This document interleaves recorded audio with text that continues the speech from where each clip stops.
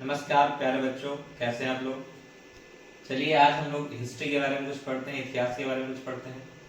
आपने सुना होगा पुरानी कुछ कहानियां अपनी दादी नानी से, कुछ पुराने समय की कुछ कहानियां आपको सुनाती रही होंगी, या फिर कुछ जानकारियां पुराने समय की आपने न्यूज़पेपर, रेडियो, टेलीविजन के माध्यम से प्राप्त की होंगी। लेकिन सोचिए, जब 1000 साल पहले टेलीविजन, मोबाइल फोन आदि का आविष्कार नहीं हुआ था तो लोगों को एक दूसरे से सूचनाएं कैसे प्राप्त होती थी। क्या कभी सोचा है आपने कि लोग कैसे अपना जीवन व्यतीत करते थे। आइए उन्हीं सब चीजों के बारे में कुछ जानकारी प्राप्त करते हैं। जैसा कि आप स्क्रीन पर देख पा रहे हैं, ये अखंड भारत यानी एंशिएंट इंडिया का मैप है, जिस पर इंडिया के साथ साथ पाकिस्तान, अफगानिस्तान, श्रीलंका, इंडोनेशिया, मालदीव, नेपाल और तिब्बत भी शामिल थे, और बांग्लादेश जो कि पूर्वी पाकिस्तान था हमारा, ये सभी देश शामिल होकर अखंड भारत बनते थे। तो उस समय के बारे में जब हम बात करें प्राचीन भारत की, तो उसकी जानकारी हमें कैसे प्राप्त हो सकती है, उन चीजों के बारे में जानें। तो पहली बात आती है हमें, जब हम पढ़ते हैं कि इतिहास, पुराने समय के अध्ययन को क्या कहते हैं, इतिहास। यानी प्राचीन टाइम जो था, प्राचीन जो समय था, उसके बारे में अगर हमें अध्ययन करना है तो इतिहास का अध्ययन करना पड़ेगा। और इतिहास की डेफिनेशन यानी परिभाषा ही यही होती है, अतीत के बारे में सुव्यवस्थित ढंग से अध्ययन ही इतिहास कहलाता है। तो हम इतिहास की जब बात करें, पहली बात किसकी करें हम लोग, इतिहास की। तो इतिहास क्या है बच्चों, प्राचीन समय में सुव्यवस्थित ढंग से अध्ययन को क्या कहते हैं, इतिहास कहते हैं। लेकिन आप उस पर भी एक पॉइंट और आगे जाइए, वो समय जिसके बारे में कोई लिखित साक्ष्य नहीं प्राप्त हो, यानी जिसके बारे में हमें कोई डिटेल एनालिसिस नहीं मिल पाता है, उसको हम प्राग ऐतिहासिक काल कहते हैं। वो समय, वो कालखंड जिसके बारे में कोई भी लिखित साक्ष्य नहीं प्राप्त है, सिर्फ और सिर्फ कार्बन डेटिंग के माध्यम से हमें कुछ जानकारियां प्राप्त होती हैं, उस सारा टाइम पीरियड क्या कहलाता है, प्राग ऐतिहासिक काल कहलाता है, जिसके बारे में हमें कोई लिखित साक्ष्य नहीं है। आप कहेंगे लिखित साक्ष्य क्या होते हैं, तो इतिहास में लिखित साक्ष्य की अगर मैं बात करूं तो एक शब्द आता है अभिलेख, अभिलेख, और एक शब्द आता है सिक्के। तो प्राचीन समय में यानी पहले के समय में जो राजा या जो भी शासक शासन करते थे, वो अपने नाम से अभिलेख उत्कीर्ण कराया करते थे। क्या कराते थे, शिलालेखों में, बड़े बड़े किसी दरवाजे में, कहीं किसी गुफा के बाहर अभिलेख उत्कीर्ण कराते थे। उत्कीर्ण कराने यानी खुदवाते थे, और उस पर अपने बारे में कुछ जानकारी छुड़वा देते थे। ऐसे ही सिक्के, उन शासकों के समय में जो सिक्के चलते थे उसमें अपनी या तो चित्र बनवा देते थे, या किसी जानवर की, या किसी देवी देवता की, या कोई लिपि के माध्यम से लिख करके जानकारी देते थे। अगर आप देखेंगे, हाँ, तो अगर आप देख रहे होंगे स्क्रीन पर, ये कुछ पुराने टाइम की मुद्राएं हैं। देख रहे होंगे कुछ पांडुलिपि, जो लिपि है इन्हें पांडुलिपि कहते हैं। ये एंशिएंट यानी प्राचीन समय की लिपि है। ये देखिए जानकारी आपको दिख रही होगी। ये देखिए, मैंने बोला था ना जानवरों में, तो ये एक सिंह वाला 12 सिंह है, इसकी आपको जानकारी मोहर से मिलती है। और ये कुछ लिपियां में मोहरें लिखी हुई है, अधिकांश पत्थरों में थी, बाद में ये धातुओं में भी मोहरें बनना शुरू। ये देखिए कुबड़ वाला बैल है, ये है देखिए। तो जानवरों की अक्सर आपको देखने को मिलती थी। फिर कुछ शासकों ने अपनी मुद्राएं भी उत्कीर्ण कराई, और बहुत सारे ऐसे अभिलेखों के माध्यम से भी साक्ष्य मिलते हैं। ये देखिए अलग अलग मोहरें हैं, ये देखिए इसमें भी लिपि लिखी हुई है। ये अभिलेख है। अभिलेख यानी एक अच्छा खासा बड़े भाग पर अभिलेख उत्कीर्ण कराना। इस पर चूंकि ये लिपि है, इसमें उस शासक ने अपने बारे में काफी सारी जानकारी दी होगी, या किसी ना किसी विजय पर। अधिकांश जो अभिलेख होते थे वो तब लिखवाए जाते थे जब कोई राजा दूसरे राज्य को जीतता था, और वो बताता था कि ये अब जो नया राज्य है, या जो पुराना राज्य जिस पे दूसरा राजा शासन करता था, अब आज से शासन मेरा है। या अपने विजय होने के उपलक्ष्य में वो नया अभिलेख जारी करता था। तो अभिलेख जारी करने का मूल कारण था कि अपने बारे में जानकारी लोगों को देना, या नए विजय पर जो जानकारी है वो लोगों तक पहुंचाया जा सके। अशोक के बारे में आपने सुना ही होगा। अशोक भारत का एक महान प्रतापी शासकों में एक था। उसने बहुत सारे अभिलेख उत्कीर्ण कराए थे। उनमें से एक प्रसिद्ध अभिलेख सारनाथ का अभिलेख था। सारनाथ का अभिलेख इसलिए प्रसिद्ध है क्योंकि जो हमारा अशोक स्तंभ है वो कहां से लिया गया है, सारनाथ के ही अभिलेख से लिया गया है, इसलिए सारनाथ का जो अभिलेख है वो इंपॉर्टेंट हो जाता है।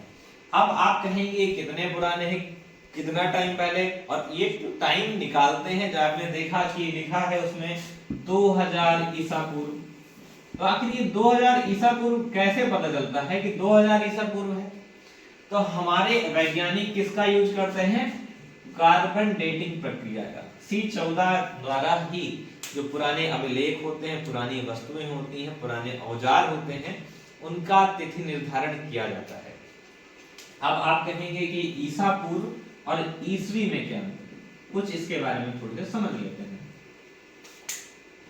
चलो देखते हैं।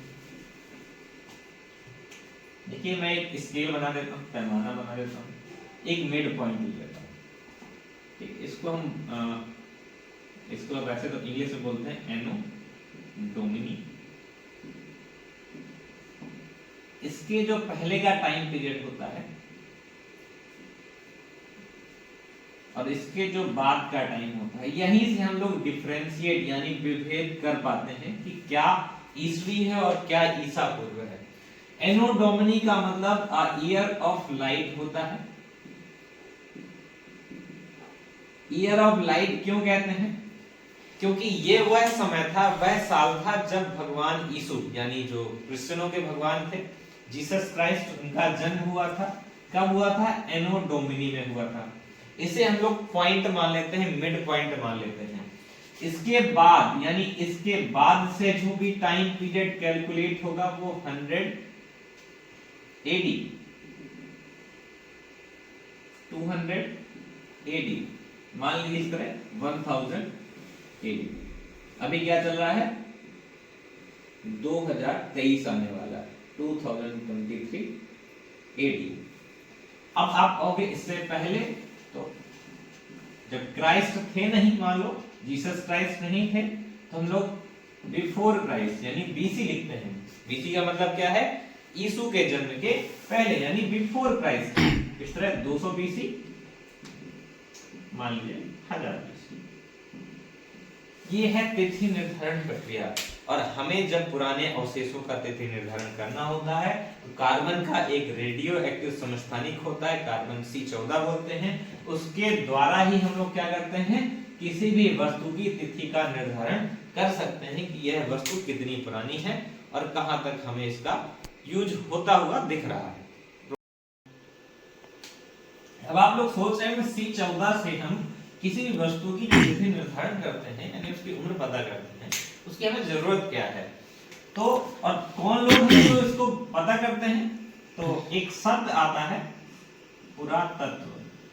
भारत में और साथ ही साथ पूरी दुनिया में पुरातत्व नाम का एक विभाग होता है, जिनका काम यही होता है जो हमारे इतिहास में बीत चुका है उन सब चीजों के बारे में अध्ययन करना, और उनकी जो समय था उस टाइम पर लोग कैसे रहते थे, कैसा जीवन था, उन सब चीजों के बारे में पता करना। कौन काम करता है? ये भारतीय पुरातत्व विभाग इसका काम करता है। और जो लोग करते हैं उन्हें बोलते हैं पुरातत्व वेत्ता। यानी वे लोग जो पुरातत्व विभाग में पुरानी चीजों का ज्ञान रखते हैं उन्हें पुरातत्व वेत्ता कहते हैं, और ये विभाग पुरातत्व विभाग कहलाता है। और ये जो सामग्री होती है ये इतिहास की दृष्टि से हमारे लिए क्या है? पुरातत्व। पुरा माने प्राचीन, तत्व माने सामग्री, प्राचीन सामग्री है। एक और तरीका है इतिहास को जानने का। अब वो क्या है? अगर एक और तरीके की बात करें, उस तरीके की अगर मैं बात करूं तो वो तरीका है हमारा साहित्यिक शोध।